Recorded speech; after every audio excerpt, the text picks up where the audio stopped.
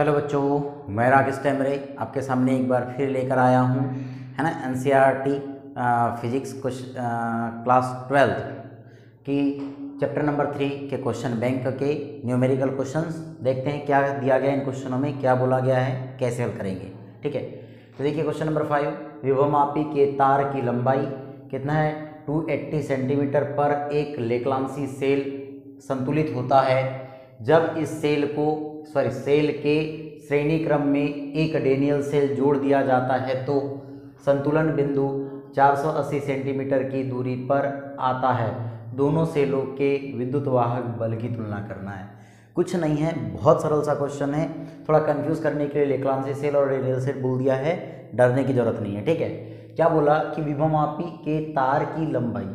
अब देखो विभवमापी का एक तार है, मान के चलो ये विभवमापी का एक तार हो गया, है ना, समझना थोड़ा सा, है ना, ये विभवमापी का तार हो गया। अब क्या बोला, तार की लंबाई 280 सेंटीमीटर पर एक लेक्लांसी सेल संतुलित होता है। मान के चलो ये बिंदु ए हो गया और ये बिंदु बी हो गया। अब ये विभवमापी का जो तार है उसकी लेंथ अभी मुझे पता नहीं कितनी है, ये नहीं है 280 नहीं है। ठीक है, अभी इसकी जो लेंथ है वो हमें पता नहीं है क्या है, लेकिन लेक्लांसी सेल अगर इससे क्या कर दिया जाए, कनेक्ट कर दिया जाए, कौन सा सेल, लेक्लांसी सेल यहाँ पर कनेक्ट कर दिया जाए तो जो संतुलन बिंदु प्राप्त होगा, यहाँ धारामापी जोड़ देंगे, है ना, तो क्या हो जाएगा कि विभवमापी जोड़ देंगे, विभवमापी जुड़ जाएगा ये, जिसको हम किससे रिप्रेजेंट करेंगे, जी से।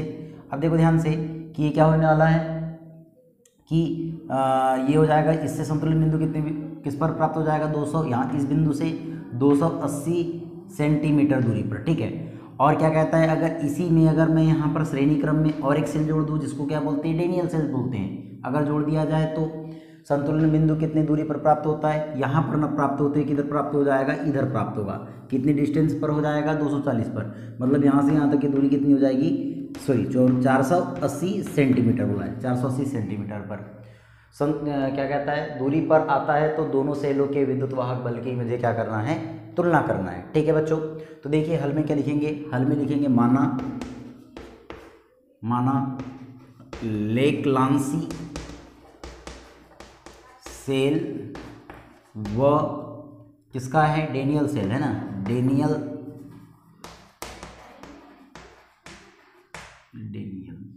सेल का विवा बल क्रमशः क्या हो जाएगा, मैं मान लेता हूँ कि ये क्या है हमारा E1 मान लेते हैं, E1 व क्या है, E2 है, E1 व क्या है, E2 है, या एप्सिलॉन मानना है तो एप्सिलॉन भी मान सकते हैं, एप्सिलॉन 1 व एप्सिलॉन 2 है। इतनी बात क्लियर हो गई। अब क्या कहता है देखते हैं आगे, तो देखिए इसको हम क्लीन कर देते हैं, कहाँ गया रजिस्टर हमारा, ये है। ठीक है, तो क्या हो गया, इसको हम क्लीन करते हैं यहाँ पर। इतनी बात सभी के समझ में आ गई। तब क्या कहा उसने, फर्स्ट कंडीशन कि विभवमापी के तार की लंबाई 280 सेंटीमीटर पर लेक्लांसी सेल संतुलित होता है। इतनी बात क्लियर है। तो देखेंगे तब क्या बोलेंगे कि संतुलन बिंदु, है ना, या हम बोल सकते हैं लेक्लांसी सेल द्वारा संतुलन बिंदु की दूरी, जिसको मैं L1 मान लेता हूँ, L1 इज इक्वल टू कितना है, 280 कितना है सेंटीमीटर। ये बात क्लियर हो गई।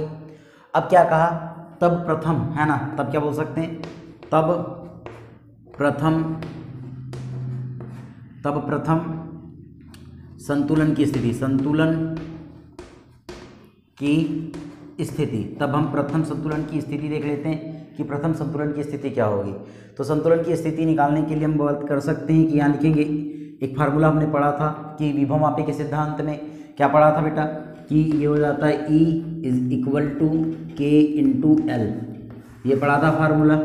तो ये क्या है, E क्या है यहाँ पर विद्युत वाहक बल है, K क्या है विभव प्रवणता है, और L क्या है यहाँ पर संतुलन बिंदु की दूरी। ठीक है, लंबाई। तो क्या बोल जाएगा, ये E हो गया।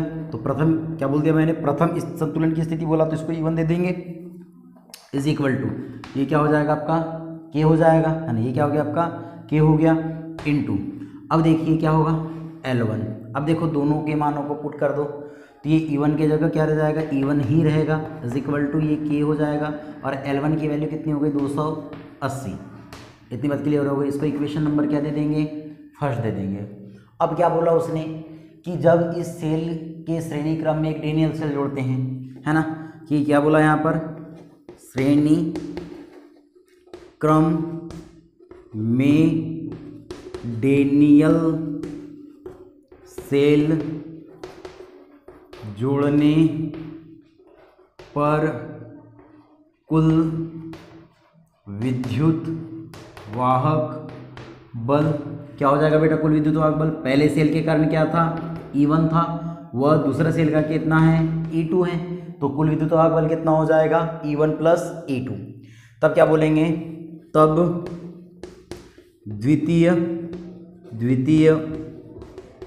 संतुलन की स्थिति में, चलो द्वितीय संतुलन की स्थिति में क्या हो जाएगा, बोलो कि देखो कुल विद्युत वाहक बल ले लेंगे, ये हो जाएगा E1 plus E2 is equal to ये के हो जाएगा। अब यहाँ पर भी तो L रहता है, ये देखो ये विद्युत वाहक बल हो गया, विद्युत वाहक बल लेकिन दोनों सेलों का हो जाएगा ये, है ना, दोनों सेलों के कारण हो रहा है। अब देखो दोनों सेलों को जुड़ गया प्लस इज इक्वल टू ये के हो गया। अब यहाँ पर क्या आएगा, L2 आएगा, क्योंकि दूसरे सेल दोनों सेलों के कारण हो रहा था। क्या लेंथ आ रही थी इसकी, 480 सेंटीमीटर दूर पर, तो यहाँ पर मैं कह सकता हूँ कि L2 ना लिखते हुए सीधे बोल दूँ 480, ठीक है। इसको दे देते हैं समीकरण नंबर हम 2। ठीक है बच्चों, इतना क्लियर हो गया। यहाँ तक नीचे तक दिखेगा, इधर देखो बच्चों, यहाँ तक दिख जाएगा, ठीक है। अब देखते हैं क्या होगा कि समीकरण 2 में समीकरण 1 का भाग दे देंगे। चलो भाग देते हैं, पर इसको पहले नोट कर लीजिए, आप ऊपर लिख लेंगे, ठीक है।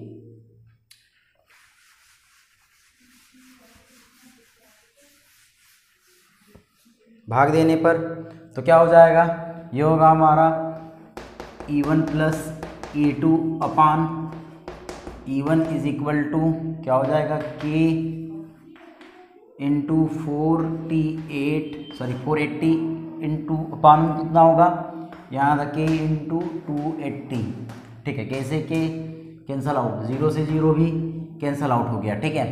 अब कितना बचा मेरे पास, ये देखो 728, 4 से कट रहा है नहीं, देखो इसको 4 से काट देता हूँ मैं, क्या 8 से कट जाएगा क्या, देखो 8 से तो नहीं कटेगा, 4 से काट देते हैं अभी। देखो ये 4 से कट गया, ये 4 से 8 16 8 32 नहीं कटता है ना, तो 4 से कट गया, 4 5 4 6 4 7 28, और ये कट जाएगा 4 एकम 4 4 दूनी 8 4 3 12 4 तो 12 है ना, 12 48, ठीक है, ये हो गया टर्म। अब देखो इज इम्प्लाइज, या यहाँ लिख लो नीचे। अब अगर मैं इसको लिखना चाहूँ तो इसको लिखूँगा E1 अपान E1 लिख सकता हूँ, प्लस E2 अपान E1 लिख सकता हूँ इसको, ठीक है, इज इक्वल टू ये हो जाएगा 12 अपान 7। देखो E1 से E1 कैंसिल, तो बचा कितना हमारे पास, देखिए E1 से E1 कटा तो कितना बच गया 1, प्लस ये हो जाएगा E2 upon E1 is equal to 12 upon 7। E1 का ट्रांसफ़र उधर कर दीजिए, तो ये हो जाएगा E2 upon E1 is equal to 12 upon 7 minus 1, ठीक है, क्योंकि प्लस में है तो उधर ट्रांसफर होने पर कितना हो जाएगा, माइनस में। यहाँ देखते हैं इधर तो कितना होगा, आप देखो ये हो जाएगा E2 upon E1 is equal to क्या हो जाएगा, अगर इसको हल करेंगे तो देखो 7 एकम 7, 12 में से 7 गया 5, तो 5/7 हो जाएगा, ठीक है। तो अगर हम इसका रेशियो निकालना चाहेंगे तो रेशियो कैसा हो जाएगा, इसको उल्टा कर दो, अंश का और का अंश, तो ये हो जाएगा E1 upon E2 is equal to 7 upon 5। तो इसको लिख सकते हैं या E1 रेशियो E2 है ना, अनुपात इज इक्वल टू 7 अपान अनुपात कितना हो जाएगा 5। तो क्या हो गया, दोनों सेलों के विद्युत वाहक बल की तुलना की करें हमने, तो जो E1 का जो विद्युत यानी, देखते हैं नेक्स्ट क्वेश्चन नंबर 6। किसी तार के संगत संचयक बैटरी का विद्युत वाहक बल 12 वोल्ट है, यदि बैटरी का आंतरिक प्रतिरोध 0.4 ओम हो तो बैटरी से ली जाने वाली अधिकतम धारा का मान क्या होगा। बहुत ही अच्छा क्वेश्चन है, सरल भी क्वेश्चन है, कहता है कि किसी तार के संचायक बैटरी का जो विद्युत वाहक बल है वो कितना है, 12 वोल्ट है। तो हम लिख सकते हैं, हल में दिया है एप्सिलॉन इज इक्वल टू विद्युत वाहक बल दिया है 12 वोल्ट। ठीक है बेटा, ये बात क्लियर हो गई। फिर कहता है कि यदि बैटरी का आंतरिक प्रतिरोध 0.4 ओम हो तो, यदि बैटरी का आंतरिक प्रतिरोध और आंतरिक प्रतिरोध को किससे रिप्रेजेंट करते हैं हम, स्मॉल आर से, इज इक्वल टू 0.4 ओम है। ठीक है, तो बैटरी में ली जाने वाली अधिकतम धारा का मान क्या होगा। ये एक शब्द यहाँ पर बहुत मायने रख रहा है, कौन सा वाला, अधिकतम धारा। ये शब्द अगर आप इस शब्द को छोड़े तो ये क्वेश्चन बनने वाला नहीं है। ठीक है, ये क्वेश्चन बहुत ही मायने रख रहा है, ये जो शब्द है इस क्वेश्चन में बहुत मायने रख रहा है। तो क्या होगा देखेंगे तब। अब क्या बात करेंगे, हमें क्या याद करना है, अधिकतम धारा का मान। तो भैया अधिकतम धारा I इज इक्वल टू, है ना, क्या होता है, एप्सिलॉन अपान होता है capital R plus small r। ठीक है, ये होता है किसके, जब आंतरिक प्रतिरोध वाला व्यंजक जब पढ़ोगे तो उसमें एक सूत्र था I is equal to epsilon upon R plus R था। अब देखिए कि यहाँ पर हम वैल्यू को रखेंगे तो क्या हो जाएगा, I से ज्ञात करना है अधिकतम धारा, एप्सिलॉन की वैल्यू 12 अपान R की वैल्यू देखो कैपिटल R की बात करते हैं। तो भैया जब अधिकतम धारा होता है, अधिकतम जब धारा की बात करते हैं, तो जब अधिकतम धारा किसी भी परिपथ में या किसी तार में बहती है तो ये कैपिटल R का मान क्या हो जाता है, 0 हो जाता है। कैपिटल R क्या होगा, 0 होगा। तब कैपिटल R की जगह कुछ नहीं रखेंगे, 0 मतलब कोई वैल्यू नहीं होगी। ये R की बात करेंगे और R की वैल्यू कितनी है, 0.4। अब पॉइंट यहाँ से हटाऊंगा तो ऊपर एक 0 लग जाएगा, ये हो जाएगा 120/4 और 4 तिया 12 और 0 है, कितना हो जाएगा, 30 एम्पियर। ये आपका क्या हो जाएगा, आंसर। ठीक है बच्चों, तो इसका आंसर आएगा 30 एम्पियर। बहुत कुछ हार्ड नहीं था, सरल सा है। R क्या हो गया, यहाँ 0 हो गया। 0 क्यों हुआ, अधिकतम धारा के कारण। ठीक है बच्चों, देखते हैं क्वेश्चन नंबर 7 क्या कहता है। तो पहले इसको क्लीन कर देते हैं ना। अब देखिए क्या कहता है कि एक कार्बन प्रतिरोध पर क्रमशः नीला काला और पीले रंग के बैंड अंकित है। यदि उनके सिरों पर क्रमशः 30 वोल्ट की वोल्टता लगाई जाए तो बहने वाली धारा का मान क्या होगा। बहुत इजी क्वेश्चन है, इसके पहले भी मैंने यानी प्रीवियस वीडियो में ये कोई ऐसे क्वेश्चन पढ़ा दिया हूँ। ठीक है, देखते हैं कैसे बनाएंगे। हल में हम दिया है नहीं लिखेंगे यहाँ पर, है ना, हम जानते हैं कि लिखेंगे यहाँ पर, क्या लिखेंगे, हम जानते हैं कि, हम क्या जानते हैं कि नीले रंग, काले रंग और पीले रंग, है ना, नीला कौमा काला व पीले रंग के कौन से अंक हो जाएंगे बेटा, ये हो जाएंगे संगत अंक, है ना, संगत अंक। संगत अंक क्या होते हैं, तो नीले रंग का देखते हैं, तो नीले रंग का कितना होता है, 6 होता है। क्रमशः लिख लेते हैं यहाँ पर, क्रमशः, है ना, 6 हो जाएगा। काला रंग का 0 होता है। मैंने प्रीवियस जब क्वेश्चन पढ़ाया था प्रीवियस वीडियो में तो बता दिया हूँ कि कौन से रंग का क्या अंक होता है, याद रखना। ठीक है, तो कितना हो जाएगा, 6 किसका हो गया, नीले का हो गया, काले का 0 हो गया और पीले का होता है बेटा 4। लेकिन मैंने आपको बताया था कि जो 3rd नंबर आता है तो उसके लिए हम क्या करते हैं, आधार में 10 लेकर के जो अंक रहता है उस पर घात, उतनी की घात लगा देते हैं। तो भैया 4 होता है तो 10 पर कितनी घात लिख दूंगा मैं, यहाँ पर 4 की घात लिख दूंगा। ठीक है, तो अब देखिए आगे, ये बात समझ में आ गई। अब क्या कहा उसने, अंक है, यदि उनके सिरों पर 30 वोल्ट की वोल्टता लगाई जाए, यदि उनके सिरों पर कितने वोल्टता, 30 वोल्ट की वोल्टता लगा दी जाए तो बहने वाली जो धारा का मान क्या होगा। तो बहुत ही ईजी है, जो धारा का मान, बहने वाली धारा का मान निकालना है हमें। तो देखिए सबसे पहले प्रतिरोध निकालेंगे, तब प्रतिरोध किसका, कार्बन प्रतिरोध, तब क्या निकाल देंगे, कार्बन प्रतिरोध लिखेंगे यहाँ पर, कार्बन प्रतिरोध। कार्बन प्रतिरोध कितना हो जाएगा, इज इक्वल टू, तो हो जाएगा 60, है ना, और वो 10⁴ है, तो मैं यहाँ सीधे सीधे लिख सकता हूँ इंटू 10⁴ ये लिख दो। या दूसरी बात, चलो ऐसे ही रखो, है ना, क्योंकि सरलता से बन जाएगा। अब देखिए प्रतिरोध हो गया, तब